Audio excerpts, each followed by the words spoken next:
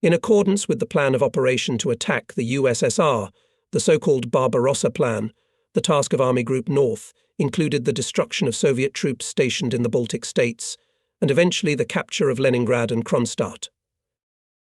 The capture of Leningrad was to be accomplished before the capture of Moscow, which could have achieved militarily important objectives, namely the destruction of the main Soviet naval strongholds on the Baltic Sea, and thus giving its own navy more freedom of action.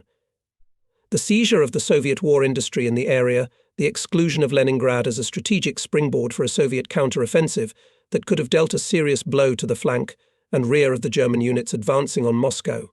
And finally, Leningrad was isolated only as a strategic bridgehead, while the other objectives were not achieved. When in September 1941 the German soldiers approached Leningrad within sight distance, and the advanced units were already standing on the outskirts of the city, Hitler ordered to stop further offensive and transfer tank units to the area of Moscow. After that, another unexpected maneuver was made, namely the Volkhov Front was created. On the Volkhov, the struggle was conducted from the German side in order to encircle Leningrad, and by blockade to achieve the fall of the city of 1 million people, the Russians strove with all their might to liberate the second capital of the USSR, which bore the name of the founder of Bolshevism, and was the place from which the successful development of this regime began. It was a struggle for lofty goals, but not for deciding the outcome of the war. Heavy defensive battles, accompanied by heavy losses, were fought during 3 harsh winters and 2 summer campaigns. The front on the Volkhov was still strong when the German troops, after great victories and heavy defeats, were forced to retreat westward across the entire strip of the central and southern fronts. Only after many units were withdrawn from the Volkhov front to close gaps in other areas, the weakened and stretched front was broken in January 1944, with the Army Group repeatedly requesting permission from the Stavka to withdraw troops, but Hitler refused. Only thanks to skillful leadership and admirable combat effectiveness of the units managed to avoid encirclement and complete destruction. After leaving the Volkhov area, troops stopped on both sides of Lake Peipsy. Of all the commanders in the area, several outstanding military commanders can be named. In 1941, Army Group North was commanded by Field Marshal General Ritter von Lieb, with Colonel General Busch commanding the 16th Army and Colonel General von Kuchler commanding the 18th Army. In the late summer of 1941, Colonel General Goepner was at the head of the 4th Panzer Group. At the beginning of 1942, the command of the Army Group was taken by Colonel General Kuchler, who later received the rank of Field Marshal, and soon after that all command of the troops in the Volkhov area passed to Colonel General Lindemann, who became from that moment until the departure of troops from the area of the commander and soul of all the units holding the defence between the Volkhov and the Neva. Only in the late summer of 1942, part of the command temporarily took over Field Marshal von Manstein. For 900 days German soldiers, along with the Spanish, Dutch, Flemish, Danes, Norwegians, Latvians and Estonians fought here against a strong enemy in harsh climatic conditions, overcoming the difficulties of the local landscape. All those who took part in these battles have always remembered what they had to endure. Great sacrifices were made by both the command and the troops. Without claiming any decision from the high command, it was one of the most thankless tasks that could be put before a soldier. The Volkhov front, therefore, was not initially in the public eye, and came to attention only after its soldiers had shown heroism and its commanders had shown outstanding ability. Even the military historical literature of the post-war period has little to say about this front. For all the soldiers of the Northern Front, the word Volkhov brought rather gloomy thoughts. This word meant the area of fighting of a special character, covering the whole territory from the place where this river flows out of Lake Ilmen to the largest lake in Europe, Ladoga, and further along the Neva from Schlisselburg to Leningrad. Former St. Petersburg up to the Gulf of Finland. On the map you can easily outline the boundaries of the Volkhov area. The history of this area begins with the once powerful and famous trading city, which became the centre of trade between the merchants of the German Hanseatic League and their eastern neighbours back in the Middle Ages. There the Volkhov takes its origin, flowing out in a wide stream filled with the waters of 42 rivers flowing into Lake Ilmen, and flows almost strictly to the north. After 200 kilometres it reaches the largest lake in Europe. In general, the Volkov created a front line from Novgorod, bypassing Chudovo, and onto the Kirish north of the mouth of the Tigoda. With the arc of the Pogostievsky Cauldron, the front line departed from the river stream, and about 12 kilometers east of Schlisselburg reached the southern shore of Lake Ladoga, resembling here its outlines something like a bottleneck. The Neva, one of the most full-flowing rivers of Europe, formed the front line from Schlisselburg to the bend of the river near Otradno. Then this line passed from the mouth of the Tosna, turned in an arc to the south, and through the suburbs of Leningrad reached the Kronstadt Bay near Uritsky, where again bottleneck separated from Leningrad the so-called Oranienbaum Cauldron, which was protected by the guns of Kronstadt. This cauldron should have been called a bridgehead with a great right. It was just an unnecessary end of the northern front. Further to the west there was only a weak coastal defence.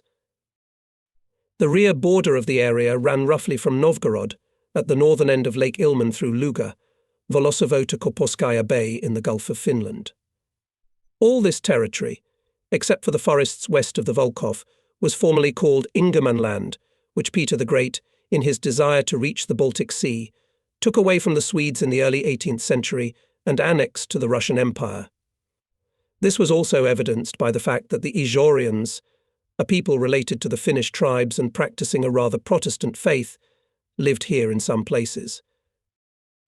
All this territory, covered mostly by forests and swamps, except for the neighbouring lands near Leningrad, was completely inaccessible for transport and thus unsuitable for combat operations. The railroads approached Leningrad in the form of radial rays, from the west from Narva through Yamburg, from the south from Pskov through Luga, from Dino Station through Vyritsa, and from Novgorod, from the southeast from Moscow through Chudovo, Luban, Tosno, from the east through Karishi, Pogosti, Mgu, as well as from Tikhvin through Volkovstroy, Mgu, and finally, from the northeast from Murmansk, past Lake Wonega through Volkovstroy, Mgu. 2 junction stations, having found themselves in the hands of German troops, became the target of the Russian offensive MGA to the east and Krasnovardisk to the south of Leningrad. There was another railroad line, which was practically unused and ran westward toward Volkov from Novgorod, through Chudovo, the station in Tigoda, and on to Volkovstroy.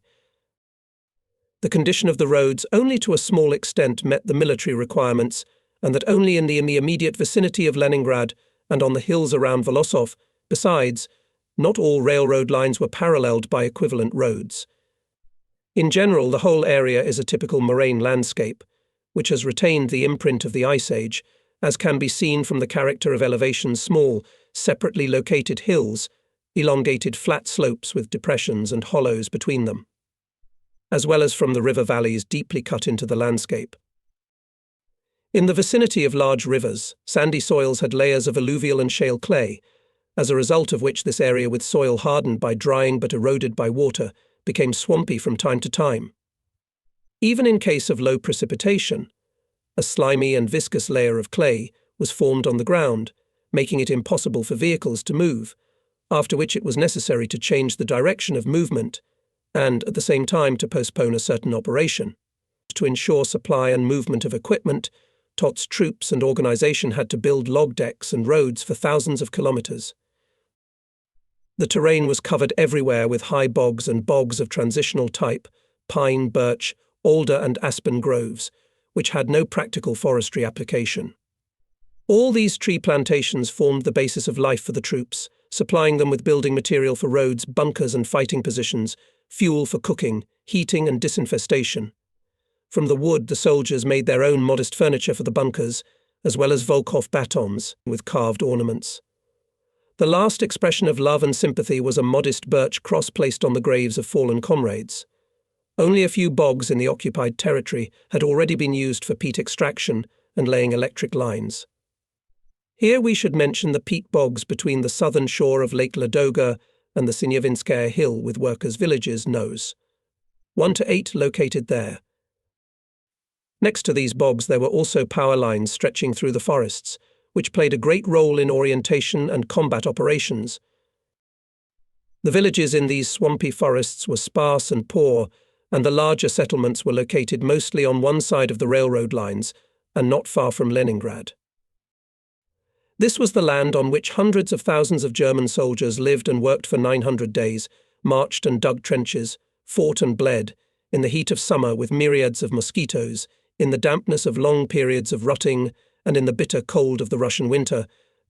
During the bright nights of the northern summer months, and the endless dark winter nights, yet they fought here no worse than their comrades on other parts of the Eastern Front. And yet they remained in the shadows, little known, deprived of public attention in Germany and of little interest to the High Command. In most cases, here was not the tension that arises in the troops on the threshold of large-scale operations. Here also did not occur such disasters as in Stalingrad, near Cherkasy, in the Crimea on the Central Front in 1944, or in Romania.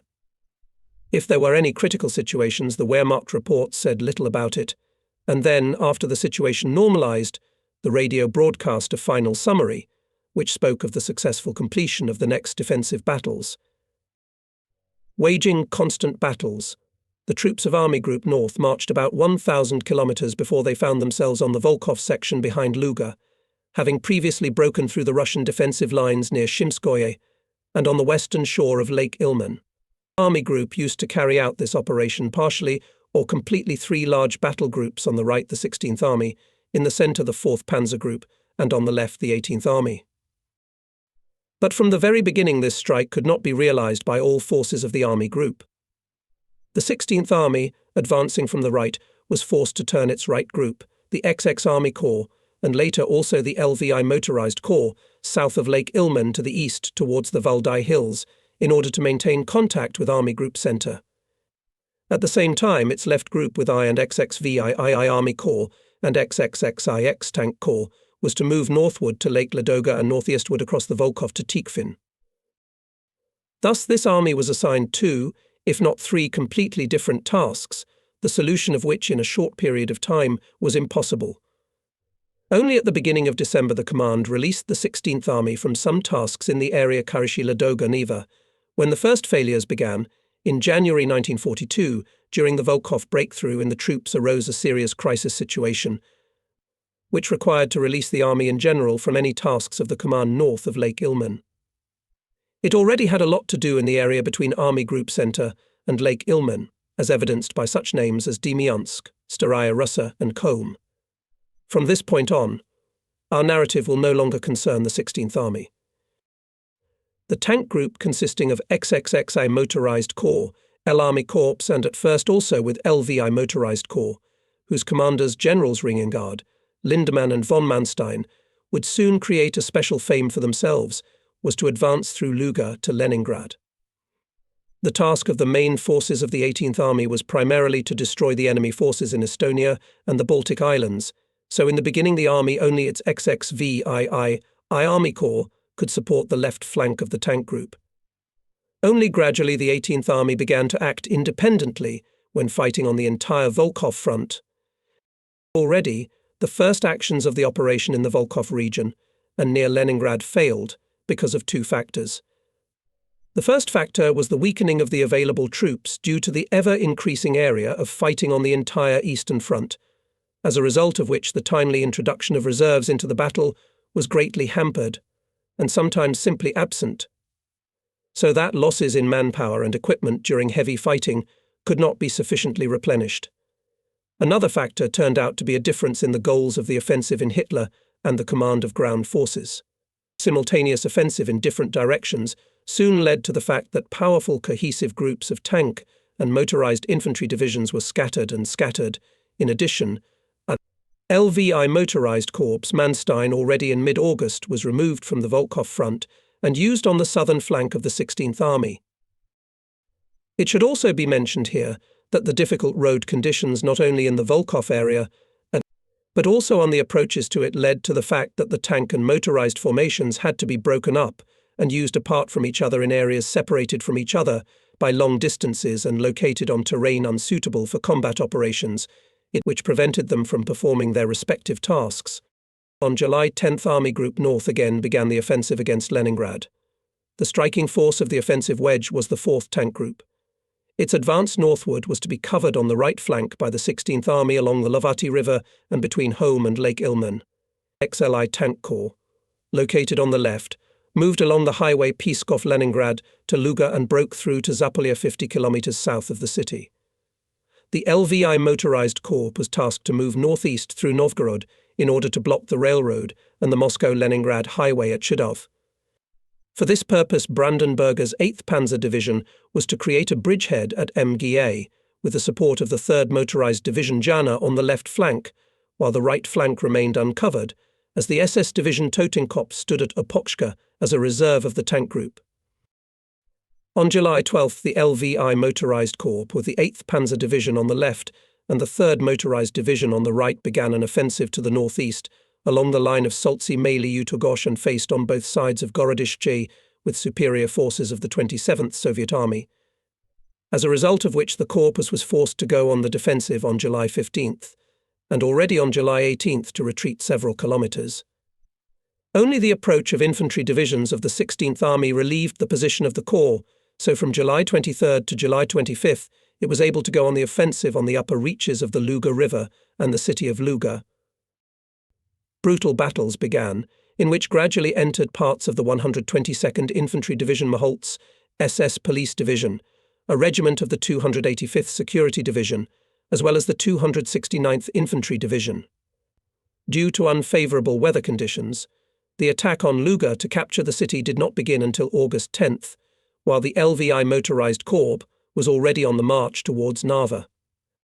To the east of the battles for Luga, the I Army Corps was advancing to Novgorod with the 11th, 21st and 96th Infantry Divisions, as well as with the 424th Infantry Regiment of the 126th Infantry Division. On August 15th, and the following days, the 21st Infantry Division, together with the 424th Infantry Regiment, stormed Novgorod, which was engulfed in flames of fires. Soviet counterattacks, conducted with the constant support of tank units, could no longer prevent the successful offensive of both corps. On August 8th, northwest of Luga began the offensive of the 4th Tank Group together with XLI Tank Corps, which led to an undesirable forced delay for 3.5 weeks on the Luga bridgehead at Zabskoye and Poreki.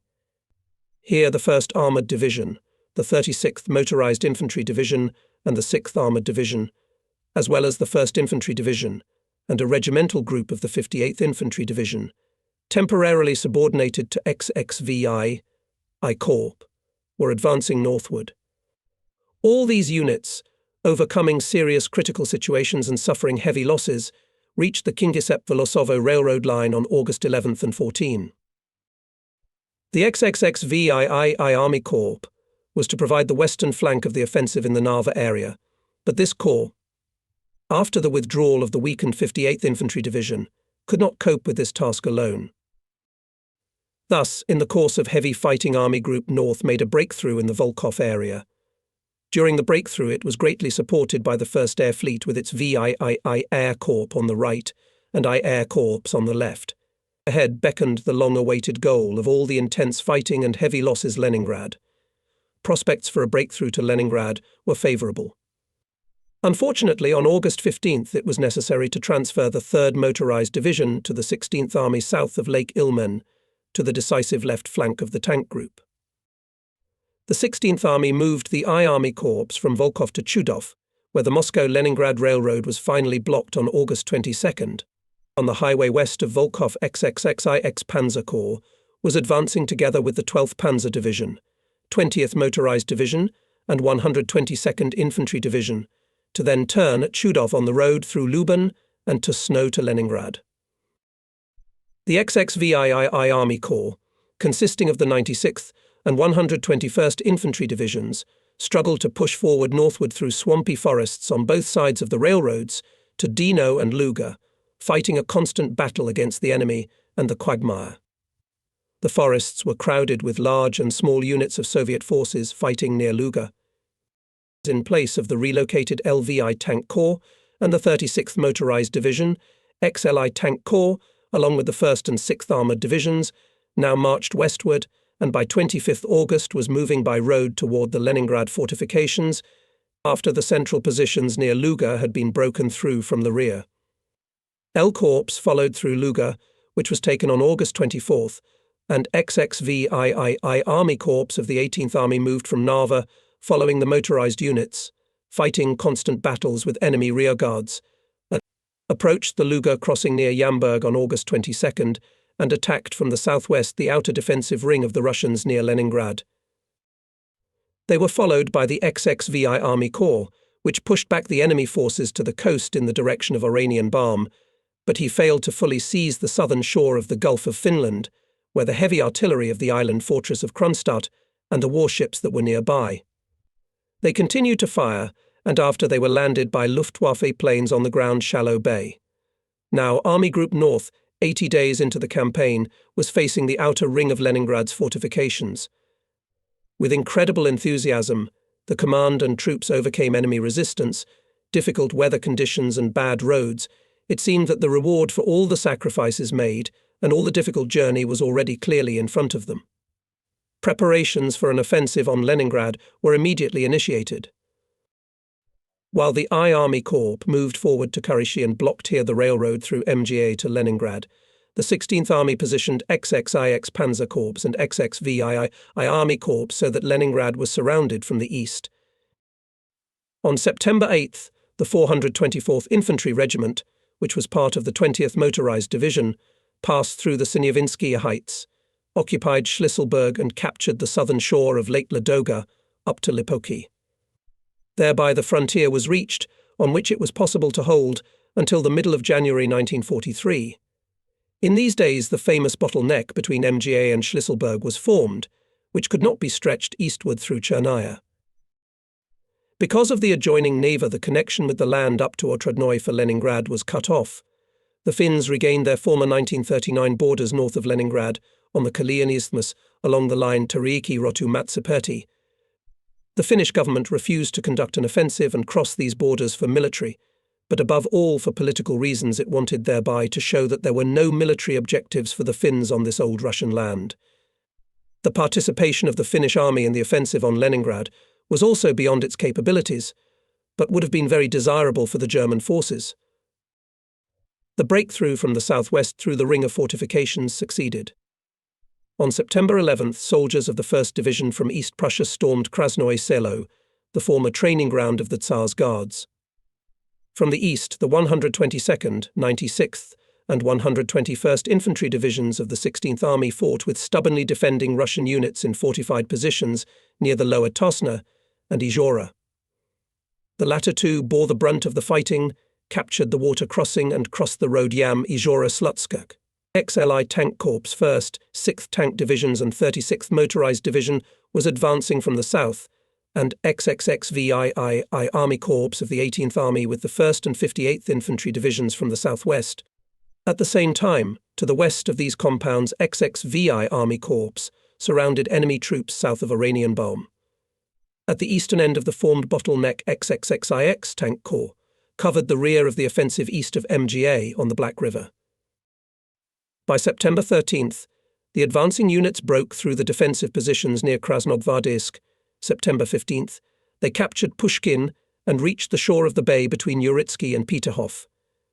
Before them opened gilded domes of palaces and cathedrals of former St. Petersburg, smoking chimneys of factories and high-rise cranes of shipyards and port facilities of modern Leningrad. Empty streetcars stood in the streets. Steamships and motor ships sailed to and from Kronstadt.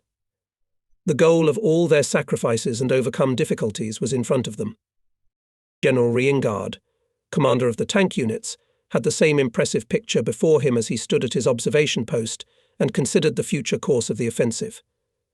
The Soviet troops were badly battered, workers in factories and shipyards had already been mobilized to fight the enemy. Ready for an immediate offensive, German tank units stood at the ready, waiting for the order for the final assault, which was to be successful. And then, on September 16th, the general was shaken by the order that he and his troops must leave the heights and march south to use the units elsewhere.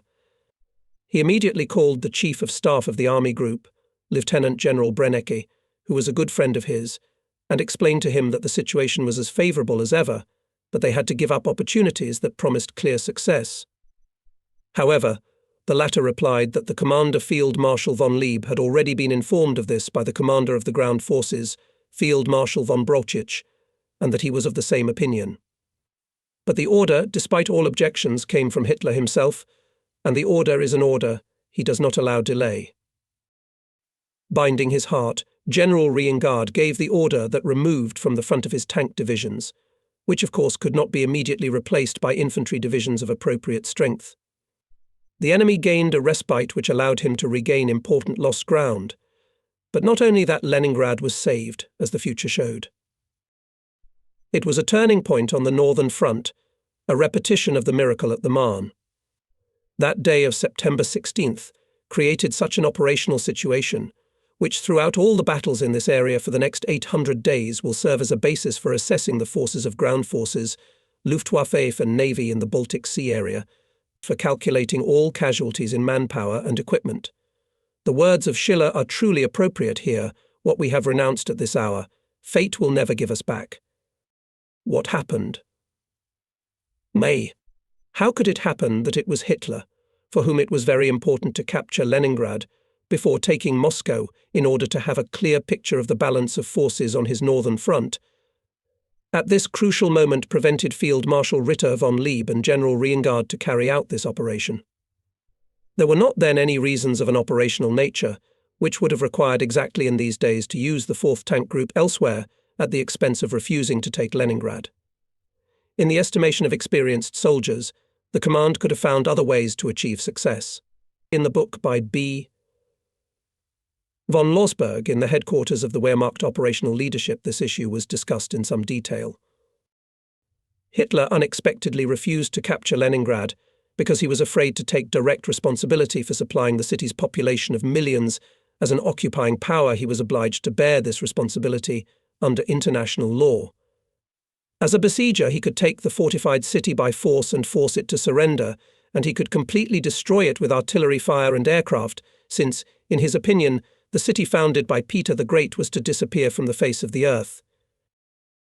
These plans of Hitler regarding further fighting for Leningrad, which put before the field marshal and his troops, not only from a military point of view inexpedient, but also absolutely unrealizable for the soldiers, led to the fact that such an outstanding military commander as Ritter von Lieb was forced to resign. On September 20th, the offensive on Leningrad was finally stopped, and the siege of the city began.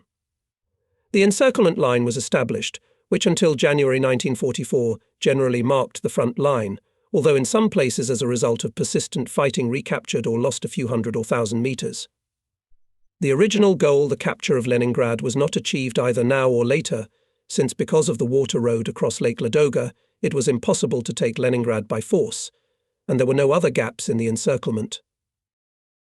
The front line began on the southern shore of Lake Ladoga, ran from Schlisselburg along the high eastern shore of the Neva, through a more or less large Russian bridgehead to the mouth of the Tosna southwest of Otradno, thence past Kolpin through Pushkin and Uritskik, which were in German hands, to the Gulf of Finland near the entrance to the port of Leningrad.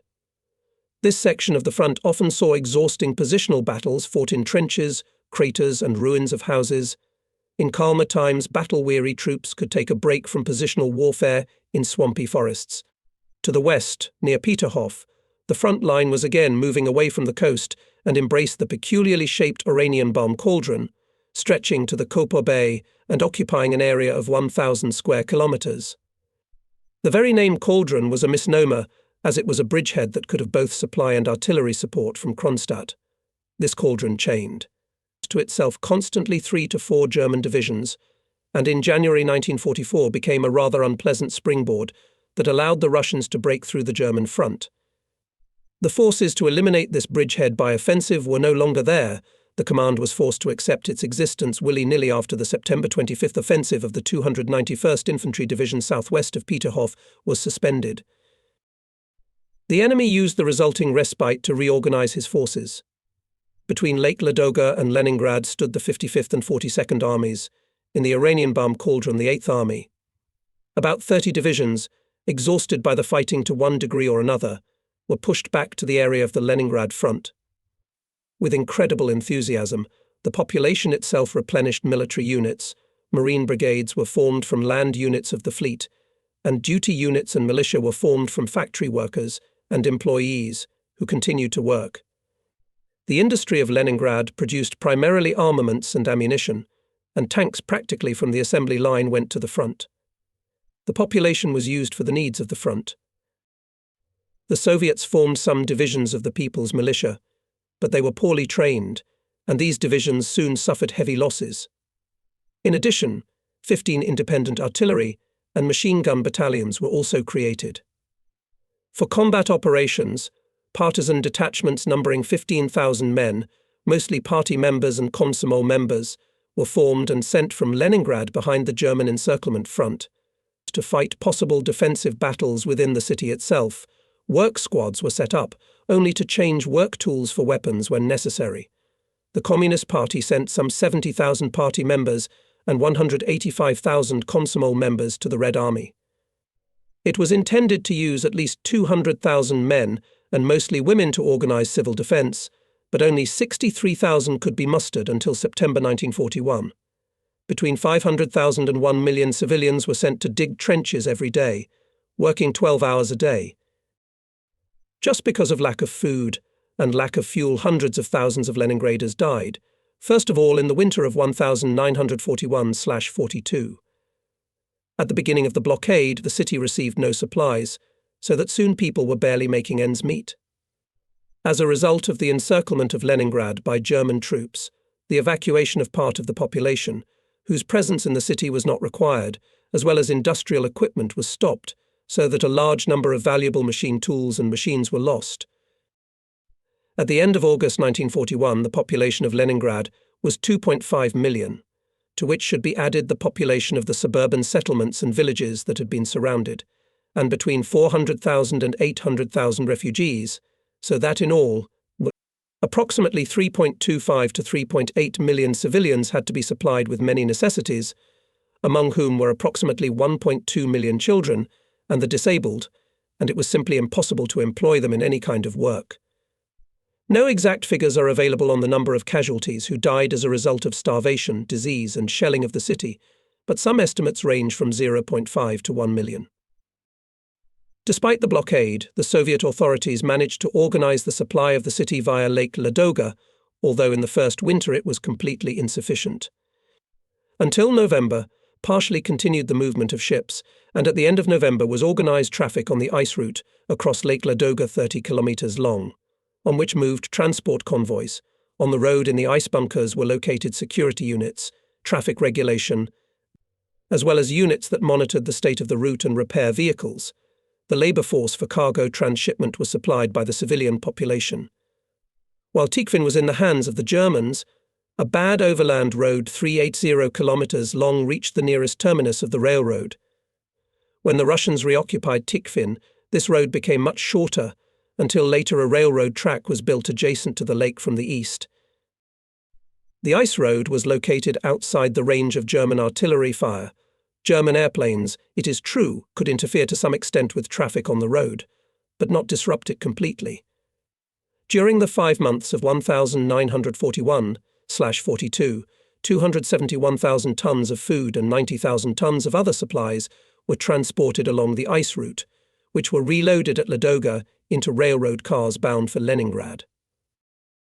This icy route was the road of life for Leningrad, allowing not only limited transportation of supplies and evacuation of people to the city, but also operational transfer of troops in both directions.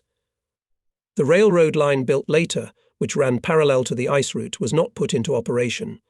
Communication with the city was at its busiest in March 1942 and ceased at the end of April, because of the thaw, but ship traffic could be resumed at the end of May. The air traffic between Leningrad and the regions not occupied by the Germans could not be disrupted, so this mode of transportation also played a major role in supplying the city and transferring necessary personnel. Thus, the encirclement of Leningrad in accordance with the rules of siege warfare was never realized, so the Leningrad front remained a factor that exhausted the forces of German units in the conduct of hostilities against the USSR and remained so until the defeat of German forces at Leningrad in early 1944.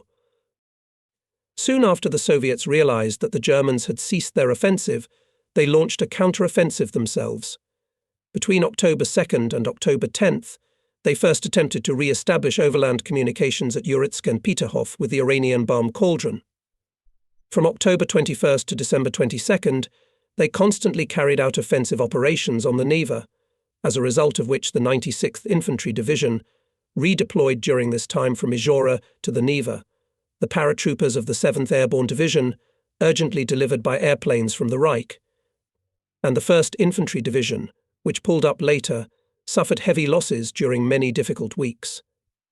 The cold steadily increased, the snow became deeper, and the units, fighting in defense and counteroffensives, lost large numbers of manpower, except perhaps in the relatively small bridgehead near Dubrovka, for which fierce fighting was constantly being fought.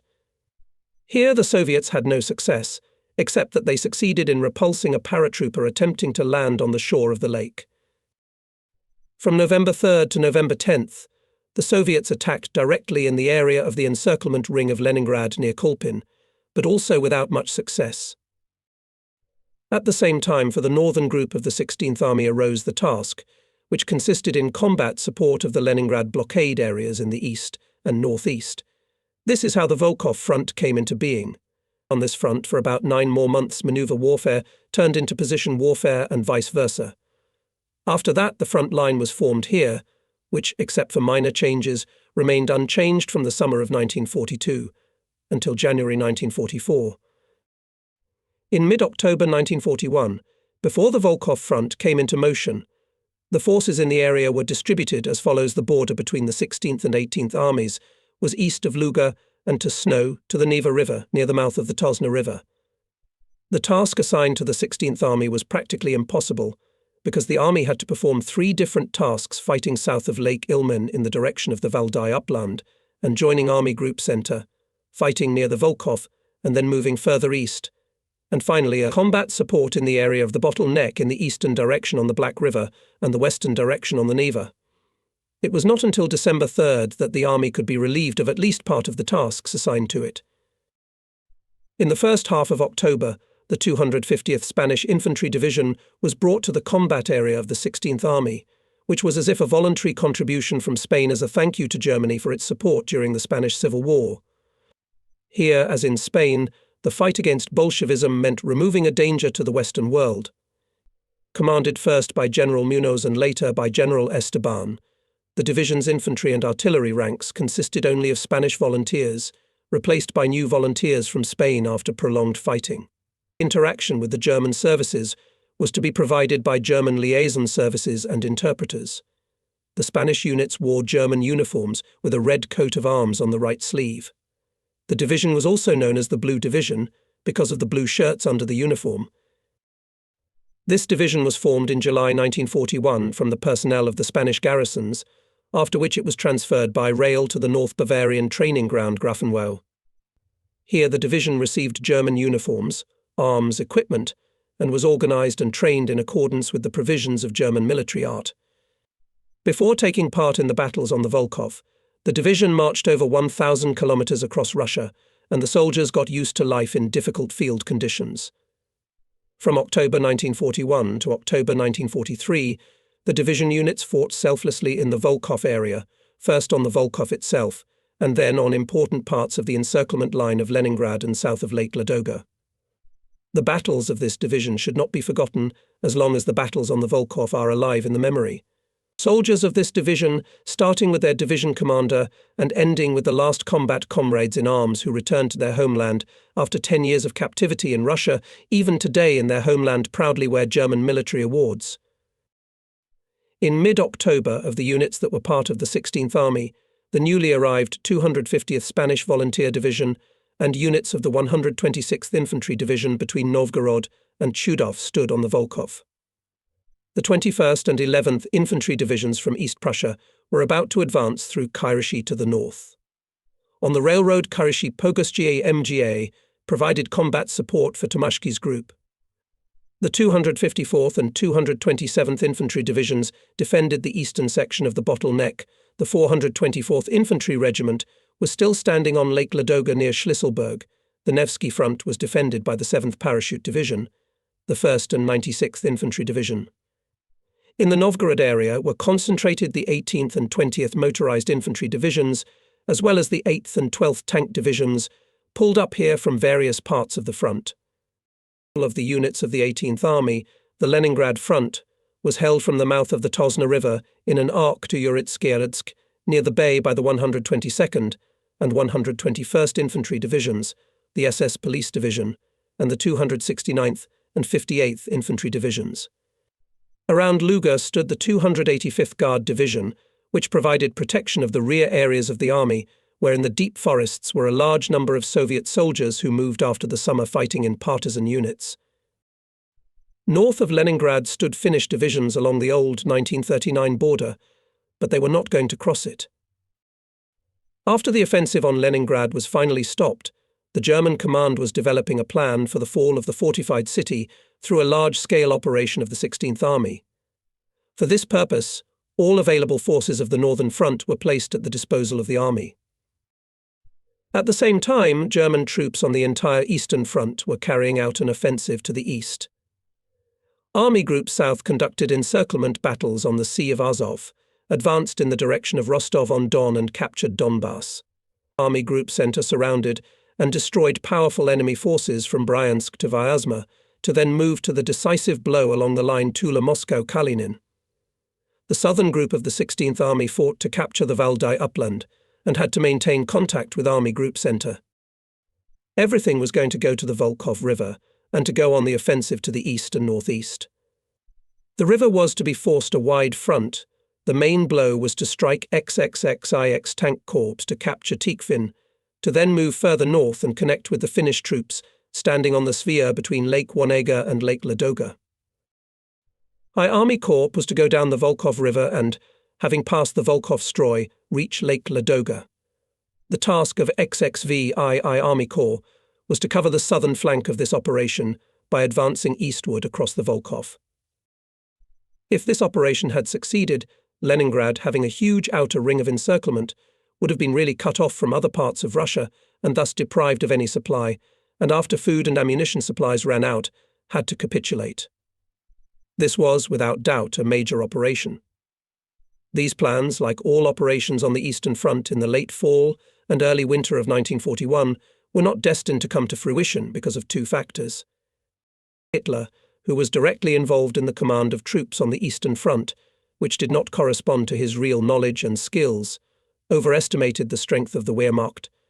For him, the concept of division was a combat unit with a certain combat potential, regardless of the fact that this or that division could lose 2/3 of its personnel and combat equipment.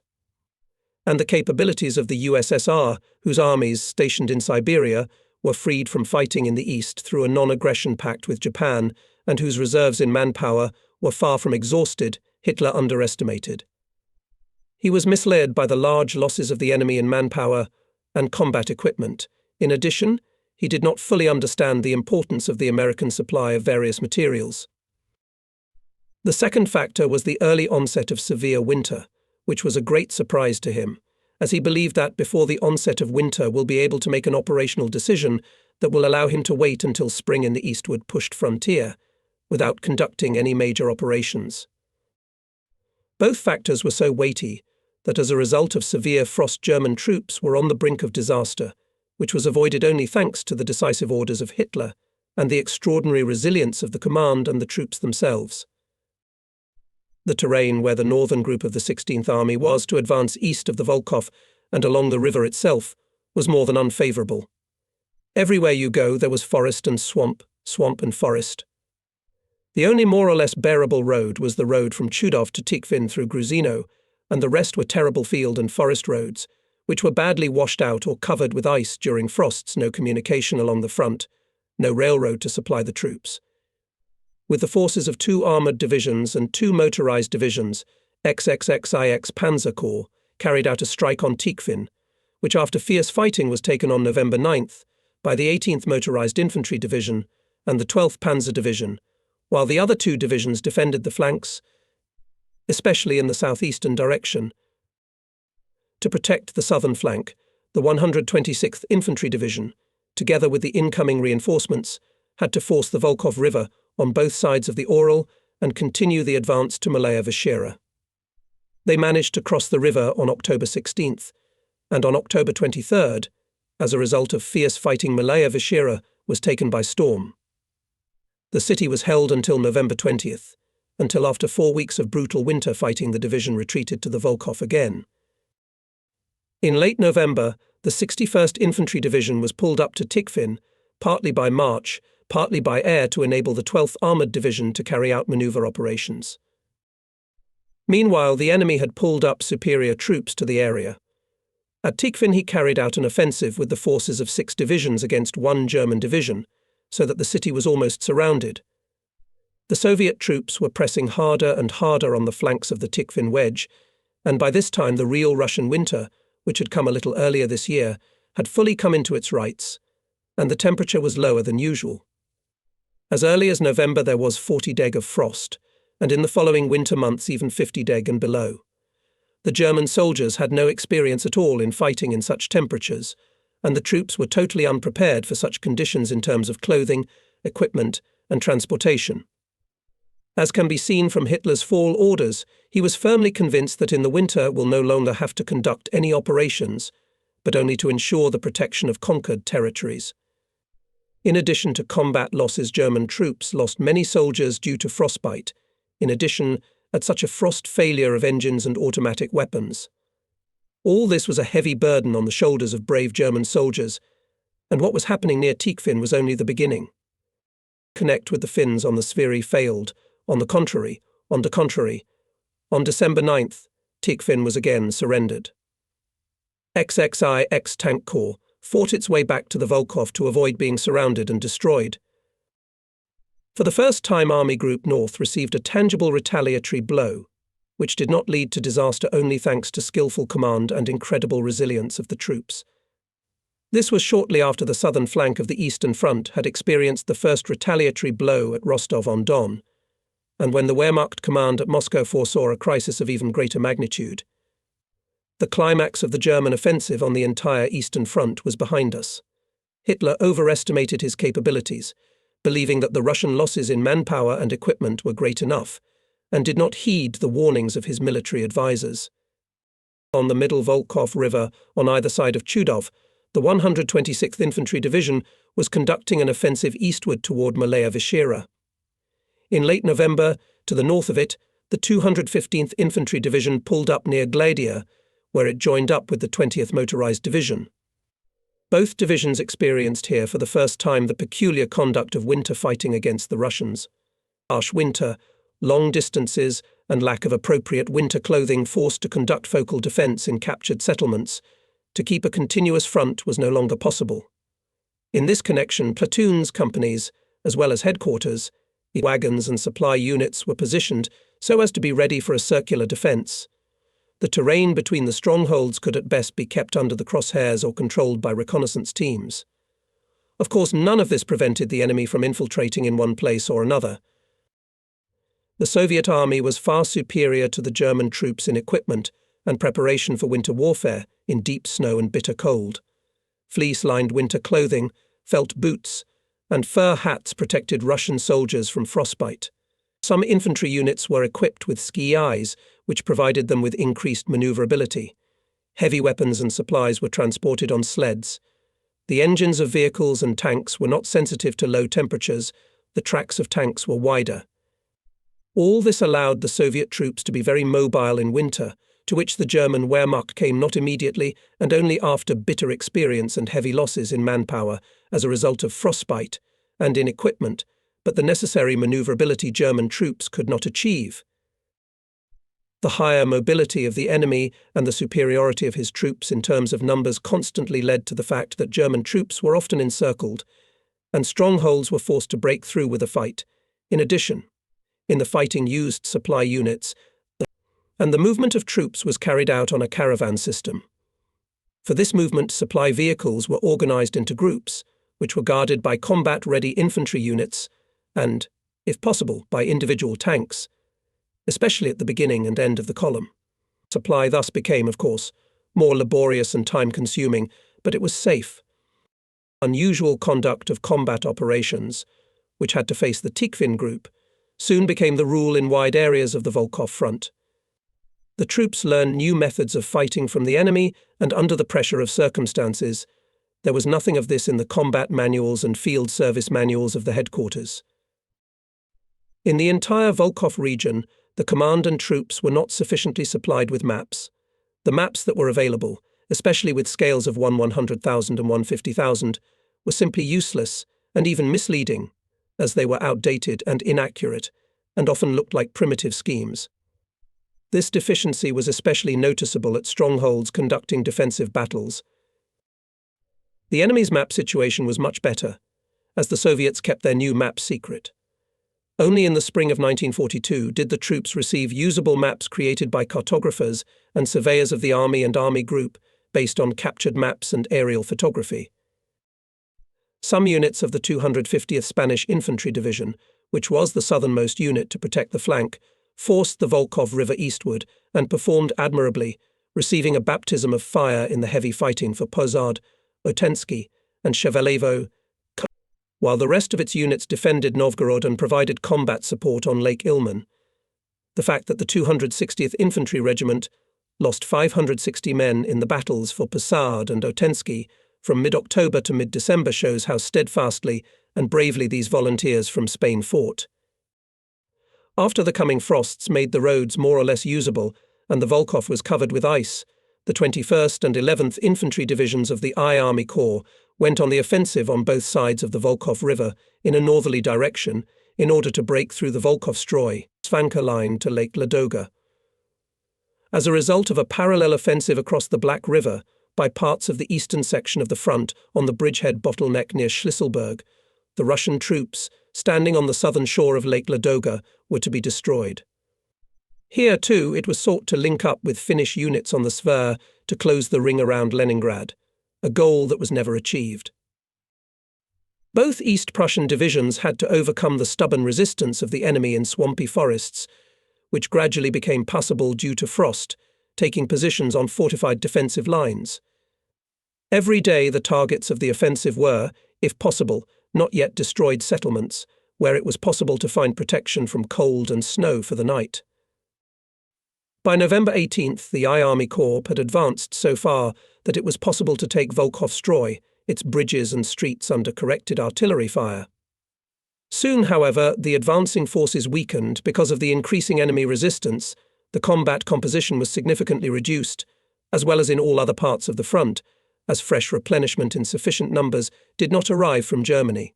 Companies sometimes numbered from 25 to 40 soldiers instead of the prescribed strength of 125 men. The offensive from the side of the Black River also collapsed. Under Volkhov-Stroy, thus, there was the same winter fighting as east of the Volkhov in the battles for strongholds and supply routes. When in mid-December XXXIX Tank Corps was forced to retreat, and the Russians, constantly pulling up fresh forces from their inexhaustible reserves, reached in some places on the west bank of the Volkhov in its middle reaches, the communications of the I Army Corps were threatened. On December 20th, in accordance with the order, began the retreat of both East Prussian divisions, which dragged on until Christmas. During the battles for Tikhvin and Volkhov-Stroy, the orders of the command in the Volkhov area finally became more reasonable. The dividing line between the 16th and 18th Armies ran on December 3rd from Babin in a northeasterly direction to the northern outskirts of Tikhvin. The lower reaches of the Volkhov, the southern shore of Lake Ladoga, and the upper reaches of the Neva were now in the hands of the 18th Army. From the 16th Army XXXVII Army Corps with the 250th Spanish Infantry Division, 126th and 215th German Infantry Divisions stood on the banks of the upper and middle Volkhov up to the areas north of Chudov, XXX Tank Corps with the 8th and 12th Tank Divisions, 61st Infantry Division and 20th Motorized Infantry Division was located in the Tikhvin Wedge, with all units were scattered throughout the area. The I Army Corps, consisting of the 21st, 11th and 254th Infantry Divisions, came under the command of the 18th Army, fighting south of the Volkhov-Stroy MGA Railroad.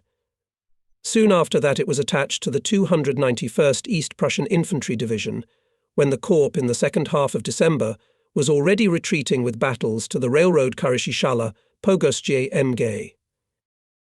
The XXVII Army Corps, consisting of the 223rd and 227th Infantry Divisions deployed to the east, and the 1st and 96th Infantry Divisions on the Neva, deployed to the west, operated in the bottleneck. area, all these units also fought heavy defensive battles, especially on the bridgehead near Dubrovka, where the Russians intended to break the ring of the blockade of Leningrad with the forces of 9 newly arrived divisions. The southern section of the front near Leningrad was defended by the L Army Corps, consisting of the 122nd, 121st Infantry Divisions, SS Polizei Police Divisions, 269th and 58th Infantry Divisions, where, particularly near Kolpin, strong Russian breakthrough attempts were expected. Oranienbaum bridgehead was surrounded by the 212th, 93rd and 217th Infantry Divisions of the XXVI Army Corps. The 18th Army also received the SS Legion Flanders. On December 19th, all German ground forces experienced a heavy blow. Tense relations between Hitler and the commander of ground forces Field Marshal von Brauchitsch undermined the health of the latter so much that he asked for and received his resignation. Hitler himself took command of the ground forces. At that moment of severe crisis on the entire Eastern Front, with the trust that Hitler then enjoyed in the army and the German people, this could still be perceived as a reasonable decision. A more serious circumstance was that this militarily gifted amateur exercised command of his troops until the end of the war and did not hand it over to any capable general, a professional military man, and there were quite a few such generals. The ground forces had no further unified command that could stand up to Hitler. He himself now performed the functions of statesman, supreme commander-in-chief, commander of the land forces, and occasionally even commander of a group of armies, while from the point of view of reason and capabilities, he could not perform all these functions without compromising the army as a whole. Whenever he could, without a shadow of a doubt, he contacted divisions, regiments and battalions from the Stavka, by wire, and gave unnecessary orders regarding the conduct of combat operations of these units. In the course of the changes in the command structure of the land forces, there was an important change in the commanders who held senior positions in the Wehrmacht. General Field Marshal Ritter von Lieb left his position, after which he could not find a worthy use for himself. On January 18th, Colonel General von Kuchler took command of Army Group North, and Cavalry General Lindemann became commander of the 18th Army. Heavy for the German Command 1941 year was coming to an end.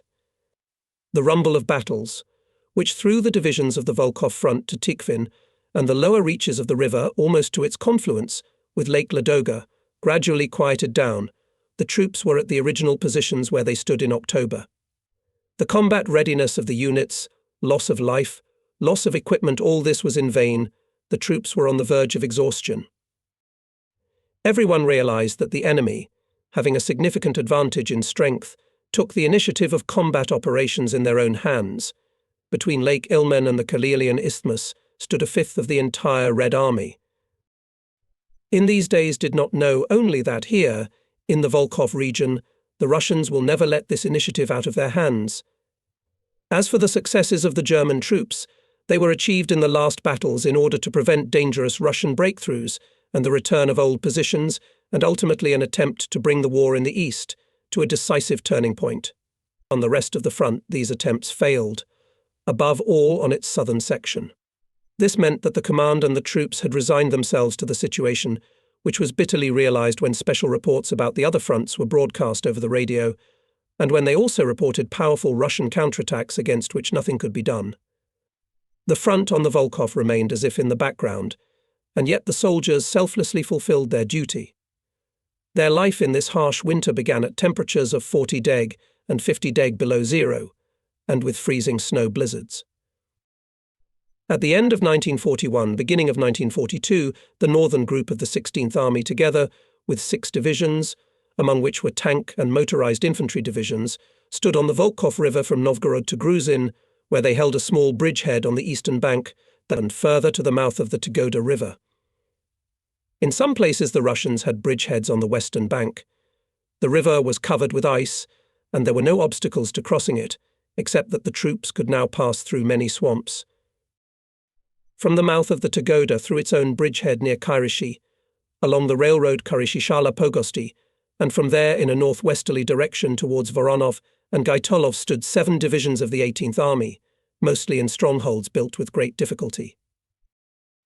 This entire front from Novgorod to Lake Ladoga could not be called solid even due to natural obstacles, favourable terrain and defensive positions. Everywhere there were gaps through which everywhere could seep partisans or Soviet troops in one or another number.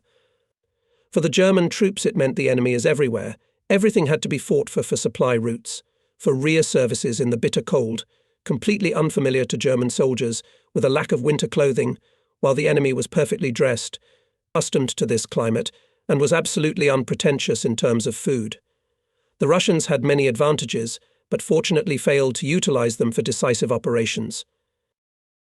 The next 6 divisions of the 18th Army surrounded Leningrad from Shlisselburg along the Neva to Otradnoy, and then in an arc from Krasnoy Bor through Pushkin to Yuritsk. Here the construction of bunkers and fortification of positions advanced much further. 3 divisions held the Oranienbaum bridgehead on the same positions. In the reserve of the army was the 12th Panzer Division, trying to restore the combat capability lost in the battles. But all these positions from Novgorod to Oranienbaum were located where by chance the fighting stopped, where Hitler's order not a step back without my permission paralyzed the front. This order was undoubtedly correct, and was given to save the rickety Eastern Front from disaster. Once the goal was achieved, it should not have become an unchangeable dogma and forbid the middle and high commanders to consciously make responsible decisions. In the Volkhov area the troops suffered from this order as much as on other fronts. In besieged Leningrad, the catastrophic situation had reached its limit. The city really could have perished. And it took all the determination and firmness of the dictatorial system to reckon with neither the life nor death of hundreds of thousands of citizens, women and children. The Soviet troops also had major supply problems, losing 50% of their personnel before spring. Still, the city held on, and the supply situation, which had allowed a daily ration of 5,0012, 00 calories depending on how busy a person was, began to gradually improve after the Russians recaptured Tikhvin, and the overland route from the railroad terminus to the lake was reduced to 180 km. In mid-January it was reduced to 60 km, and in mid-February, due to the connecting branch of the Kirov Railroad to Kobona, it approached the very shore of the lake. The battles, which did not stop even during the Christmas holidays, broke out here and there, then on the Volkhov, then on the Maluk swamps near Shala and Pogosti, so that several battalions had to be withdrawn from the Nevsky front. Nevertheless, the Russian counteroffensive from the east to liberate Leningrad seemed to have lost its former magnitude and was not as threatening. The Russian High Command realized the danger that threatened Leningrad, so it decided to liberate the city at any cost using powerful new forces. The fact that the German Volkhov front forced the Russians to pull up here significant forces was undoubtedly a tangible relief for parts of the army, which were scattered and fought hard on the central sections of the front. The forces that the Russians used during their offensive on the Volkhov could have allowed them to influence the outcome of the battle with German units on the central front. Stalin made the same mistake as Hitler. He wanted to attack simultaneously on all parts of the front, and therefore did not achieve a decisive victory anywhere. Stalin ordered to form a new group of armies from new pulled-up-here parts, the so-called Volkhov Front. The Second Shock Army was squeezed between the 52nd and 52nd and 59th Armies. It consisted of elite troops mobile in winter conditions and specially trained along with 8 rifle divisions. It was also 8 shock brigades of 3 battalions and 1 artillery division each, as well as 10 ski battalions. The rest of the compounds were pulled up later. All these units were opposed by 2 German divisions of the XXXVII Army Corps, weakened by recent fighting. The 126th Division stood on the right flank, the 215th on the left. The purpose of the Soviet offensive was operational in nature. After crossing the Volkhov and the highway connecting Novgorod and Chudovo, the Second Shock Army was to go deep into the forested, swampy areas, where there could no longer be any German resistance, but to advance further north past Luga through Yamburg, and thereby cut off all the 18th Army supply routes, so that then, after the approach of new fresh forces, to destroy it between the Volkhov and the Gulf of Finland, that is, in front of the gates of Leningrad. This whole operation was a harbinger of success, because the Russians knew about the weak forces of the Germans on the Volkhov front, about the small tactical reserves of both German divisions, and the lack of a corresponding reserve in the 18th Army, knew that from other areas where heavy fighting also could not transfer reinforcements. In developing these plans, the Russians did not take into account only one thing: the willingness of the German command to make firm decisions, and, above all, the incredible resilience and combat readiness of German soldiers of all ranks and branches of the army, which could make the impossible possible. The battle, which began on January 13, 1942, after a reconnaissance battle, lasted until June 27, 1942, with the fighting then subsided, then flared up with renewed vigour. Attacks were replaced by counterattacks, crisis situations, suffering and incredible difficulties that the soldiers had to endure, laid a heavy burden on the shoulders of the command and troops. This was the Battle of the Volkhov Cauldron, also called the Vlasov Cauldron, after the name of the Russian commander, as General Vlasov was considered a particularly talented army commander. After this battle, he ended up in German captivity, where he felt in his soul a disagreement with the Soviet system and abandoned it. Soon he was leading Russian soldiers ready to fight on the German side against Bolshevism. The capability and skill that he himself, his officers and soldiers possessed was never recognized or properly utilized by Hitler. The fate of General Vlasov and some of his generals who collaborated with him ended tragically in Moscow. They were hanged. No less tragic was also the fate of his officers and soldiers who were handed over to the Soviets in 1945. As a result of the winter battle on the Volkhov, the 18th Army was on the verge of a catastrophe that could be compared to the 6th Army's catastrophe at Stalingrad, especially since the battle for the Pogostevskaya Cauldron, formed north of the highway linking Chudovo and Tosno, was included by the Soviet command in its operational plans, coincided in time and thus intensified the crisis situation. From the point of view of operational plans, the battle also had a connection with the Soviet offensive on the completely broken German positions between Lake Ilmen and Orel, that is, in the section of the southern group of the 16th Army and Army Group Center. The merit of the commander of the 18th Army, General Lindemann, as well as its privates, artillerymen, radio operators and chauffeurs of field kitchens, is that both defensive battles ended successfully. Moltke characterized the strategy as a system of balancing a difficult situation. Here, even within small battles, everything was brinkmanship. The shortage of reserves of the army, all the units of which were involved in the battles, already from the very beginning required a corresponding juggling of forces. Naturally, a soldier prefers to fight best in his own unit, which belongs structurally to a particular unit, from a company to a division.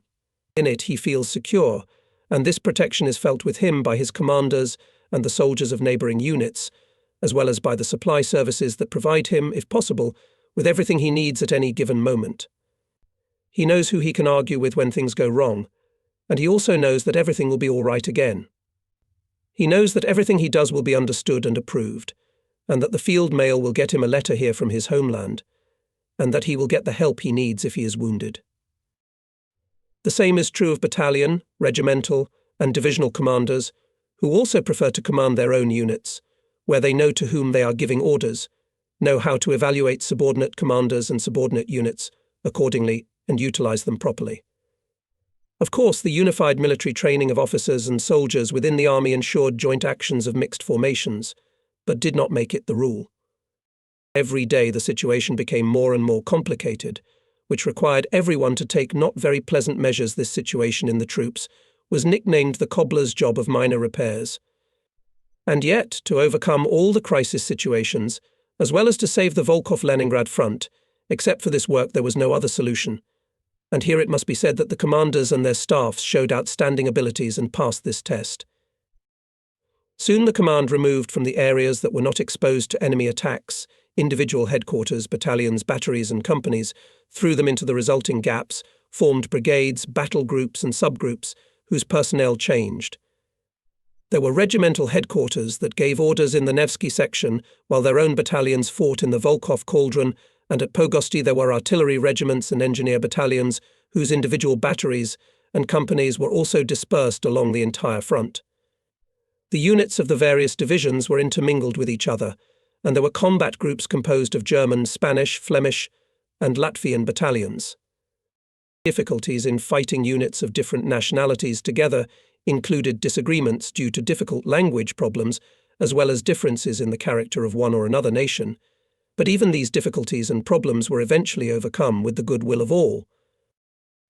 The soldiers of the supply and logistics services were in action day and night, when they had to fight in columns to supply strongholds or to hold a circular defense at their supply depots, and when they went into action with temporary combat formations to patch up gaps in a section of the front.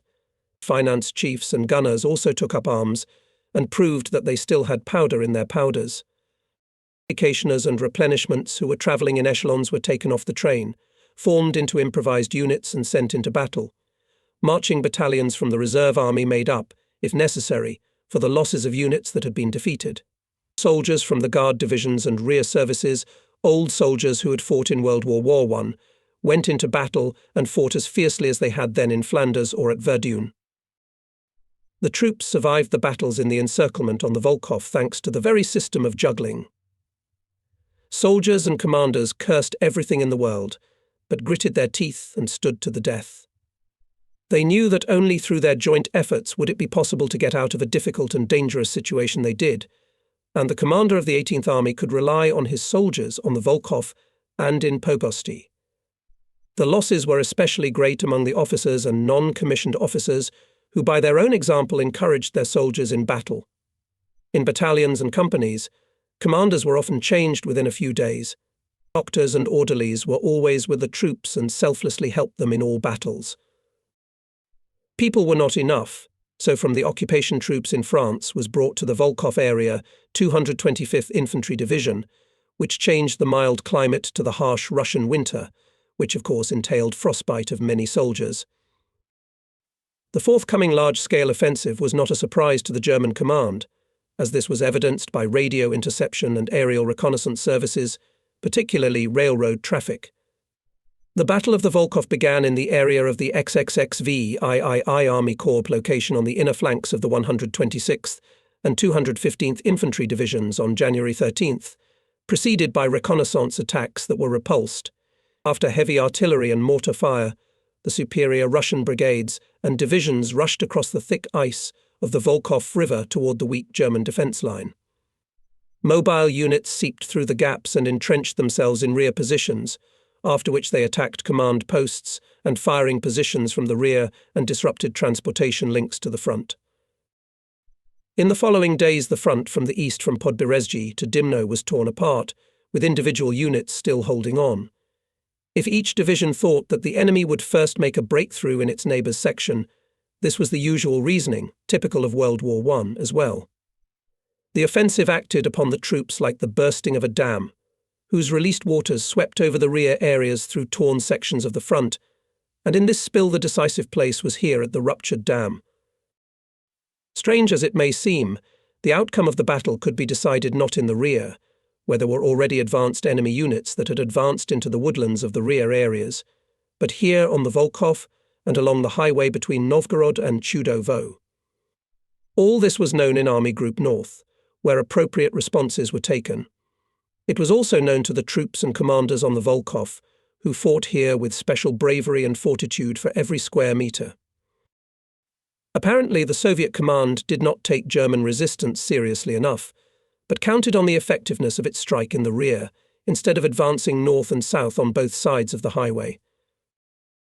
It was very important that the 126th and 215th Infantry Divisions, together with the reinforcements transferred to them, held their positions east of Podberezhye and near Dimno on the Volkhov and reduced the breakthrough area here to 30 kilometers, which made it possible to hold the defense in the area of the highway near Semtitsy and Mali Zamoshi in the south and near Sparskaya Polistia in the north, while the settlements of Myasnoy Bor and Moski were able to hold out in difficult conditions as strongholds that were surrounded.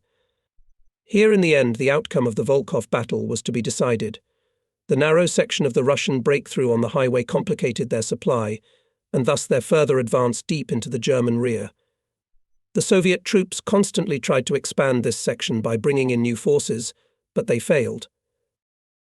The 16th Army was now no longer able to use divisions to the north of the breakthrough and to provide them accordingly. The command of Army Group North drew the necessary conclusions from this and on the 22nd ordered to change the boundary lines between the 16th and 18th Armies. The 215th and 61st Infantry Divisions were transferred to the 18th Army, while the 16th Army operated south of the breakthrough area. On January 23rd, General Lindemann took command of the front to Lake Ilmen. Thus command of the entire battle was in one hand. By this time the combat formations were already scattered along the entire front. While after pulling up fresh forces were introduced into the battle in the south of the Spanish, Flemish, Dutch and parts of the 58th Infantry Division, in the north of the 61st and transferred from France 225th Infantry Division, the wedge of the enemy's strike units had advanced by the end of January to the Novgorod-Leningrad Railroad. In February, the Russians managed to extend the territory of the Cauldron to Oradezh, where they were opposed by units of the 285th Guard Division. After heavy fighting, the units of this division pushed the Russians back to the northeast from Pristan through Filipovici, Volkino and Panchino, and held their strongholds. Russian shock units advanced as far as Kamenka and Lyuban, reached the Chudovo-Yamburg Railroad and crossed it in several places. Parts of the 291st Infantry Division, as well as mixed formations, temporary combat formations, wagons and engineer battalions advanced towards the Russians. The most dangerous was the development of the Russian offensive in the direction of Lyuban, where the highway Tosno-Chudovo, which was used to supply all the troops located north of the breakthrough area up to Karishi, was threatened. If the Russians succeed in making this strike, all these units on the northern wing of the army will die. Here came to meet the Russians Group Endras, parts of the 212th Infantry Division, and other hastily formed units. On February 24th, the Russians were pushed back from the highway so far that the supply could be carried further, and one broken-through group of the enemy was destroyed, and by March 8th, the Russians were pushed back to the railroad Chudovo-Yamburg. The depth of the Russian breakthrough was about 70 kilometers. The Soviet command constantly threw new forces into the battle, rifle divisions and brigades, ski brigades, cavalry divisions, artillery of the reserve of the main command. Commanders and generals were replaced by new ones from whom decisive success was expected. Thus, Lieutenant General Vlasov became commander of the troops located in the territory of the Cauldron, the internal front of which was stretched for more than 200 kilometers. And yet the culmination of a dangerous situation for the 18th Army had not yet been reached. Until then, the Soviet command by forces of the 54th Army more and more constrained the German units transferred from the Nevsky front, in the area between Karishi and Lake Ladoga, with the Russians made small and large attacks, and some of their compounds seeped through the thin line of German defences near the railroad Karishi-Shala-Pogosti. All these attacks were repulsed in heavy fighting by units of the 11th, 96th and 269th Divisions. Later, the Soviet command concentrated 12 divisions with 200 T-34 tanks near Shala and Pogosti. The purpose of this maneuver was to break through the German defence line near the railroad and further advance towards Lyubani, in order to then, together with the units on the northern flank of the Volkhov Cauldron, conduct a two-way coverage. This was not as serious an operation as the offensive in the direction of Yamburg, but still quite dangerous, because if it was successful should lead to the destruction of the German defences in the entire area from Musky through Dimno, Karishi, and all the way to Pogosti. For this purpose the Soviet command, supposed to carry out the main blow of the Second Army in the area south of Lyuban, and parts of the 52nd and 59th Armies were pulled up to the Volkhov Cauldron to cover the flank and rear. Now 14 rifle divisions, 3 cavalry divisions, 7 brigades, 5 artillery regiments, and 1 tank brigade were involved here. The battle for the Pogostievsky area began on March 9, 1942, and, without subsiding, lasted for 3 weeks. The battle was very heavy, first on the railroad near Pogosti and Shala, then in the depth of the area near the settlements of Konduya, Zinino, Vinyagoluvo, Dubovik and Lipovic. Again, 2 German wings were formed along the railroad embankments, which held firm and narrowed the area of the breakthrough, so that the enemy was not able to find ways of approach and supply in the swampy forest. These were the railroad embankments northwest of Pozadnikov Ostrov and west of the Pogosti station. Attempts of the Russians to break the German units here, by advancing from the flanks at Vinyagolov in April, were unsuccessful, because the resistance of the defending, namely the units of the 96th and 223rd Infantry, as well as the 5th Mountain Division, was very stubborn. From mid-April until May, the Russians attempted to capture another section of the Pogostivskoye Cauldron in the southeast to thereby cut off the Champagne Cork near Karachi. Here it was stopped by units of the 11th, 21st, 93rd and 217th Infantry Divisions. The 54th Soviet Army, however, managed to make a breakthrough, but it could not continue to Luban. It seized territory in a swampy forest with an area of about 400 square kilometers, but there were no major settlements, roads or railroads. Thus, despite the loss of territory, it was a success for the German defense in the Pogostivsky Cauldron, which made a decisive contribution to the victory in the Battle of the Volkhov Cauldron.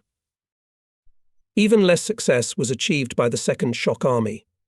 All attacks to expand the area of the breakthrough, i.e., to the south towards Pogostia, and to the north in the area of Spasskaya Polnet towards Chudov, in the northern section of the encirclement ring near Krivino, Apraksin Bor, on the railroad Chudova-Yamburg near Krasnaya Gorka, were not successful. Here the Russians were seriously resisted by hastily assembled units of the German group Henneich. The Russian units that broke through were immediately cut off from the main forces and destroyed. In this area fought parts of 61, 81, 96, 212, 215 and 254th Infantry Divisions, 18th and 20th Motorized Divisions, SS Division Polizei and other compounds. Many commanders proved themselves as brave military leaders, but I would like to mention a few names: Colonel Scheidis, who died in April, Colonel Kekling, Colonel Frankowitz, Lieutenant Colonel Goin. The outcome of the battle for the Volkhov Cauldron was decided at the highway between Podberezhye and Spasskaya Polistya. It was here that it was possible to cut off the enemy who had broken through from his rear units, and this was understood by both the German command and the troops. Consistent implementation of this plan led to a well-deserved victory. While the battles for the Pogostievsky district in the north were still in full swing, on March 15th, parts of the I Army Corps went on the offensive, preceded by the SS Division Polizei. The offensive was carried out to the west of Spasskaya Polistya, in the direction of the enemy's supply lines. From the south they were met by units of the XXXV I Army Corps, the 58th Infantry Division together with units of the 126th and 250th Infantry Divisions. After fighting that lasted several days, on March 19th, both shock wedges managed to unite on the notorious Heather Clearing. The ring around the Volkhov Cauldron was closed for the first time. The enemy, however, managed to open one more supply route here at the end of March, but it was limited to 3 kilometers on both sides of the Heather sagebrush. Even the construction of 2 field railroads through the gap could no longer supply the 180,000 soldiers in the cauldron. Arm, which ran from Tregobov south to Moskov, was 20 kilometers long, but its width was nowhere more than 3 to 4 kilometers, and for its entire length it was under fire from artillery and heavy infantry weapons of the enemy. In addition, there were constant attacks by strike groups and infiltrated in this section of the Russian units. At the beginning of this arm stood a shield with the inscription, "Here begins the ass of the world." This arm, also called the Finger, the Russians tried to destroy with attacks from both sides.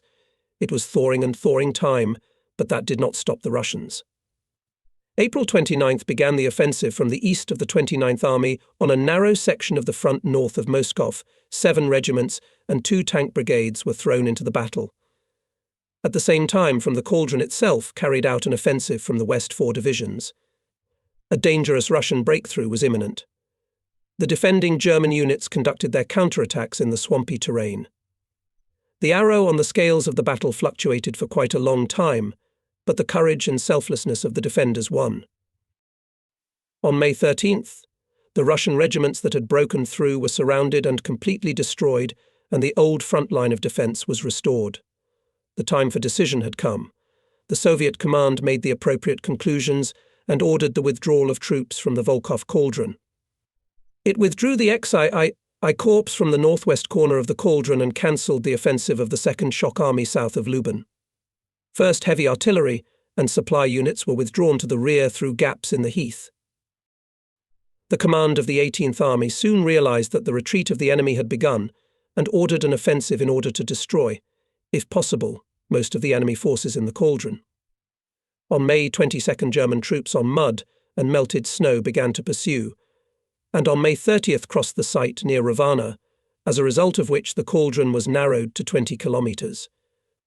On the same day, the 20th Motorized Division, together with units of the 1st Infantry Division, managed to close the gap in the Heath from the north and the 58th Infantry Division from the south and extend a cut-off position 2 kilometers wide and 1.2 kilometers deep across the Soviet lines of communication.